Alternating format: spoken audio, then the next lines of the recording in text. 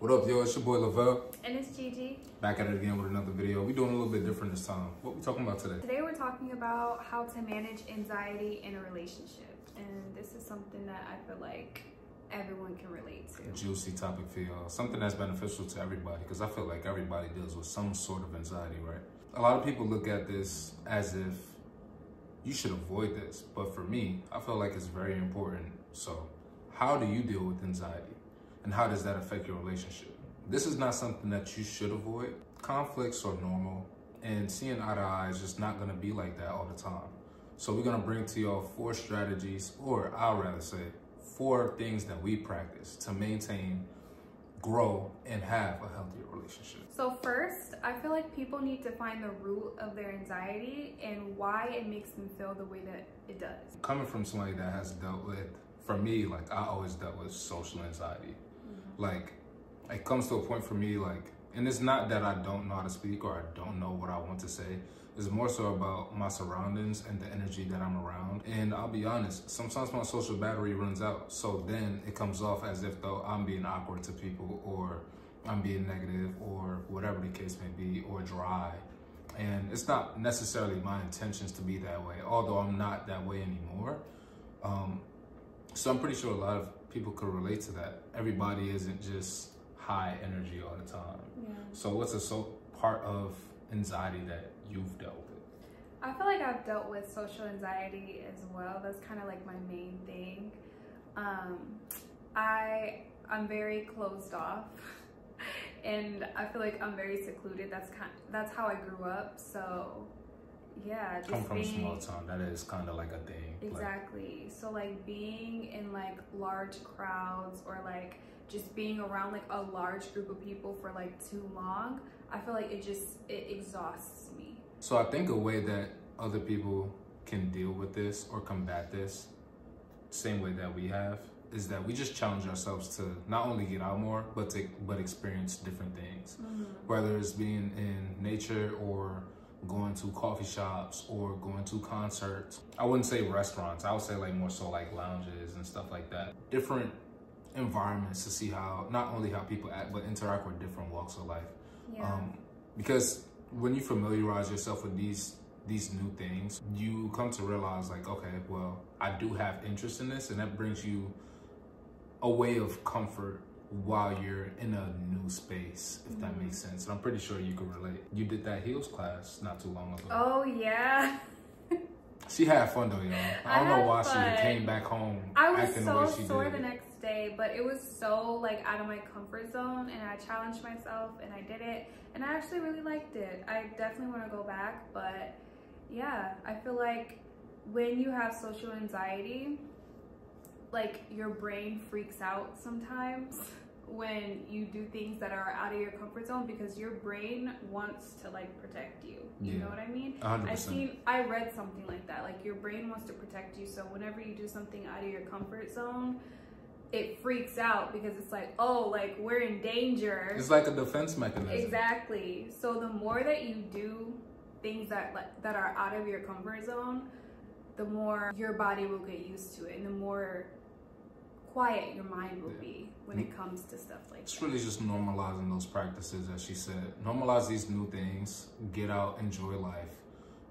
Get out of your comfort zone. Don't just go out doing things that doesn't necessarily align with you. Like, still be authentic, but don't be afraid to put yourself out there a little bit more, so that way you can get used to those things and used to those environments and used to different people and different cultures in all these different walks of life, and you'll slowly overcome that. And remember that it's not the matter of you having anxiety, it's the matter of fact that you're dealing with anxiety. It's an exercise, it's not something that controls you. So like finding the root of social anxiety, like how do you think people can like go within and like find the root of why they feel the way that they feel? How did we do that in our relationship? I think the biggest thing that we did was, because we're such introverts, but we're so like peculiar with the way things are, but we're also so curious with why you or I do things.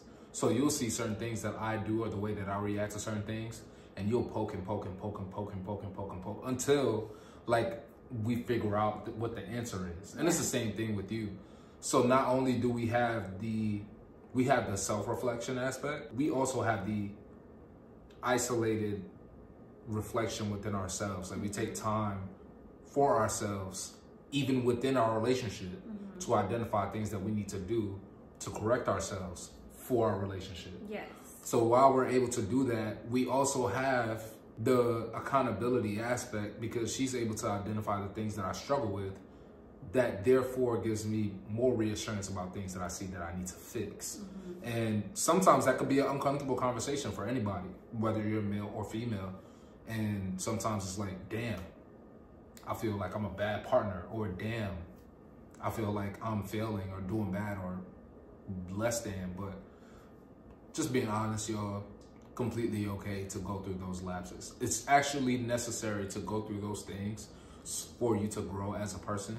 And avoiding those things are only going to impact you and your relationship in a negative way. So I encourage all of y'all to, you know, sit back sometimes, dial back the energy, dial back trying to respond to things, and sit down, reflect. I'm gonna tell you guys one thing, and this is like a little secret. I feel like you already knew, but like, I wanted to do the running club, right? Yeah. And I felt like I was so anxious because it was gonna be with people. It was gonna be with like a group of people, and I'm like, okay, like what if I get like left behind? What if people are going like fast? That's why you kept asking me that. Like, if we running, I'ma leave you. You are crazy, bro. So I feel she is crazy, yo. I feel like one way that like we work on our social anxiety, like within our relationship, is like we continuously like get each other out of our comfort zones, which is what I was saying earlier. Yeah. So I feel like that's one way that like you guys can work on your social anxiety like together and grow together, is just like consistently get each other out of each other's comfort zones and like try new things and like challenge yourself, challenge each other. Me initiating for us to like go running at that park, did that help? Yeah. For real? Yeah. That's like crazy. By ourselves. Yeah. Because we go running at this park. It's a huge park, like huge, to where like you could choose whatever route that you want to turn it into. And now that I think of it, I understand like how that helped, because although we're not running with people, we're running by people. And it's like people surrounded in that area where whether they're playing volleyball or baseball or whatever the case may be. I didn't know that actually yeah, I did that subconsciously. I wasn't thinking like, all right, this is practice. You get what I'm saying? It's like different for guys. Like girls, you know, like how certain like gym stuff fits on us. If it's comfortable, like while we're like running, I don't know. I feel like I'm a very like slim, thick girl. I'm like bigger on the bottom. So and that's fine. Sometimes I feel like, you know, why are you laughing? Because that's fine.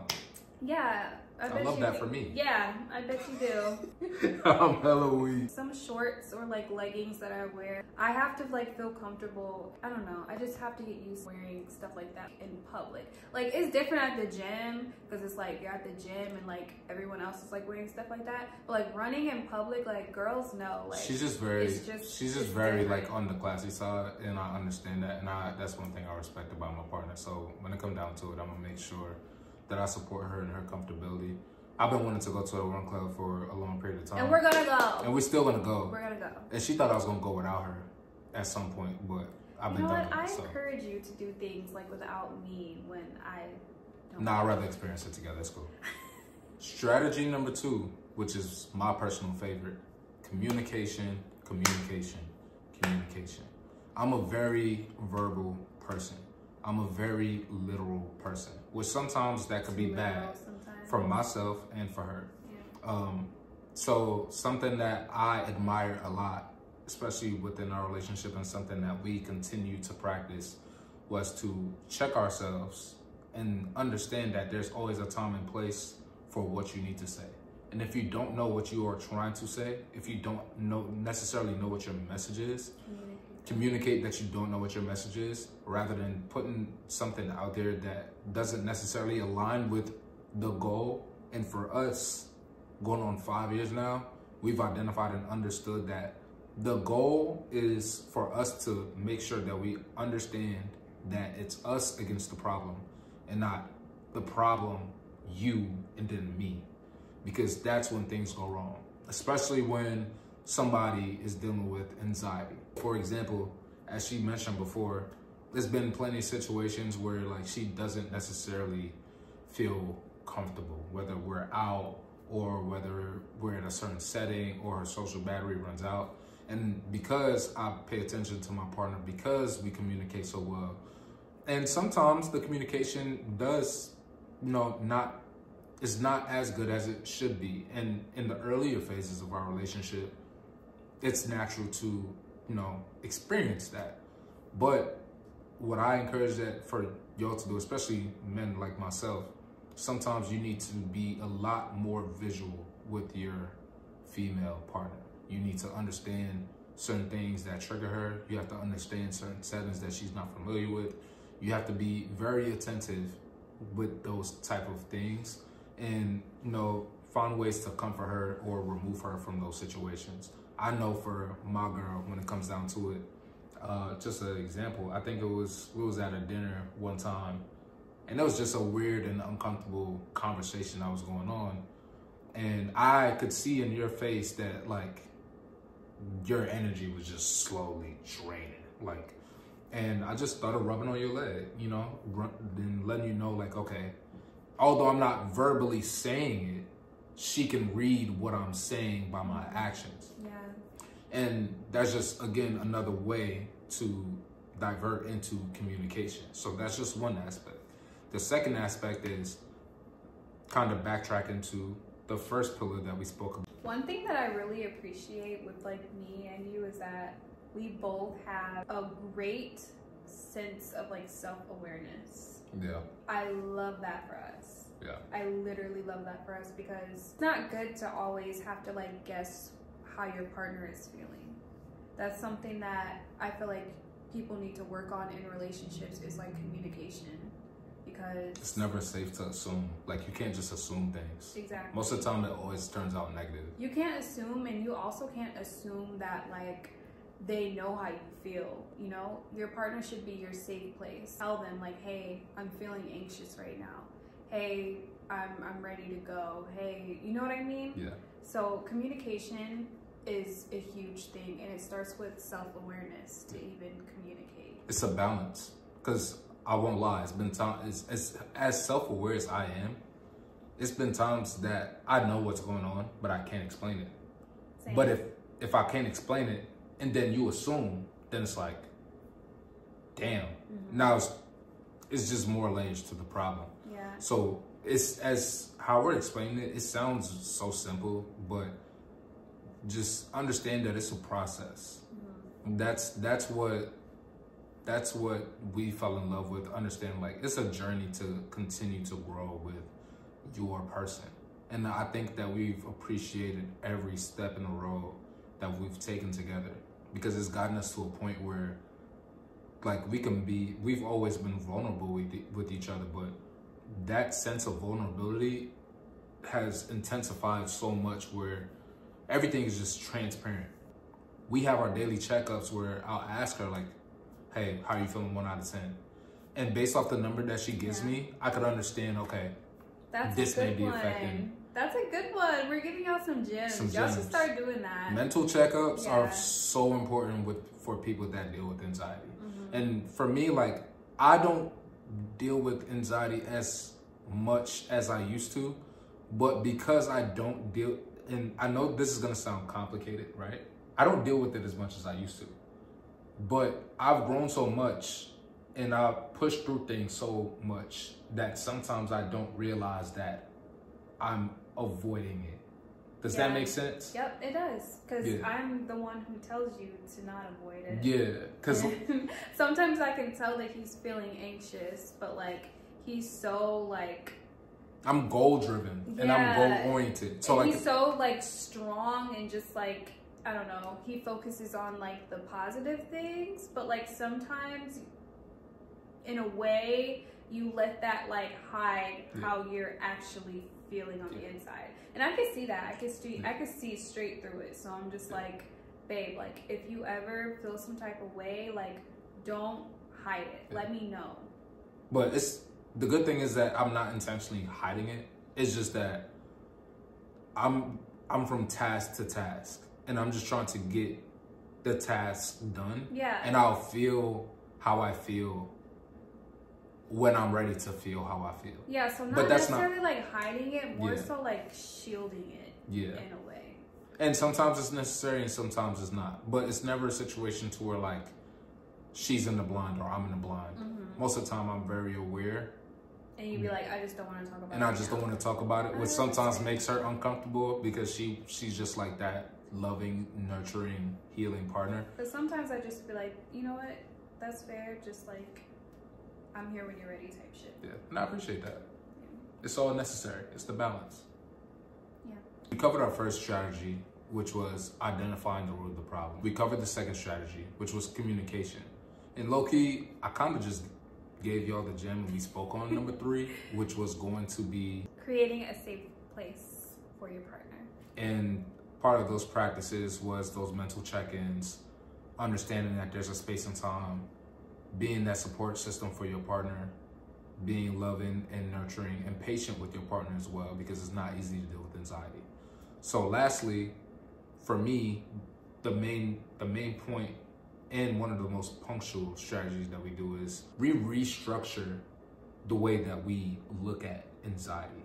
We look at it more of like a task or an enemy or an obstacle rather than me being diagnosed with something or a condition that is stuck with me. Because although like a lot of people can relate to it, it's not as powerful as people make it seem, if that makes sense. Yeah. Instead of I have anxiety, it's I'm feeling anxious. For me, when I'm feeling anxious, I stop what I'm doing and I think to myself like, okay, what is this trying to teach me? What's really going on here? Like, I'm not freaking out for no reason. What just triggered me to where I'm feeling the way that I'm feeling right now? Is it the past? Is it the past? Is it a situation similar to something else? Is it somebody that may be a little fuzzy? Am I in a space where someone is similar to somebody that affected me in a negative way? Am I hearing something that made me feel negative about myself? Am I listening or feeling something from the music that I'm listening to that's putting me in a certain mood because this music was playing at a certain space and time? All those things matter. And the more that you invest in seeing and identifying those things, the easier it becomes to manage and kind of combat that anxiousness, to slowly tear it off of you rather than just letting it sit there and you're like, okay, well, I'm gonna just wash it off. Maybe it'll get a little bit lighter. Just slowly pick at it each day and each time that you're feeling any type of way. And in a relationship, allow your partner to help you through those processes rather than feeling like you have to isolate yourself. Being honest, full transparency is necessary regardless of your individual battles. If my partner doesn't know the things that I'm dealing with, she's just gonna look at it like he's just blocking me out, and vice versa. So rather than having her in the blind, I just tell her if I need a minute, or she'll tell me if she needs a minute to figure out something. And then we'll talk about it together when we're in the right space of time. But those exercises that we do, like for me, I walk, I listen to music, I will take up a random thing that I just find interesting, whether it's drawing or poems or whatever the case may be. And for you? For me, I like to journal, I like to listen to music, I like to meditate, I like to move my body. Those are like the main 4 things that I love to do when I'm feeling anxious. And in general, I feel like all of that is like therapeutic in general to just keep my mental health like going. So do what's authentic to you, only if it's positive though. Find what's going on inside you and confront it. Like, don't just run from it. Exactly, don't run from it. It's only gonna make the situation more difficult. And try to, again, make it a focal point to try to make that process easier for your partner to be helpful to you, rather than, again, it being you, your partner, and the problem. Make it a you and your partner against the problem. And more than likely, y'all will get past it. That wraps up the video, bringing it to y'all fresh and clear how to deal with anxiety within a healthy relationship. So be sure to like, follow, comment for more content. Subscribe. And we'll be back here again next week, giving y'all some more gems, maybe a vlog, maybe a life update or two. So stay tapped in. Next week, I think we need to go back to the cozy corner though. I don't know. I like it on the couch. You like it on the couch? Think? No, we need to go back. We'll be back in the cozy corner next week. So tap in, y'all. Peace.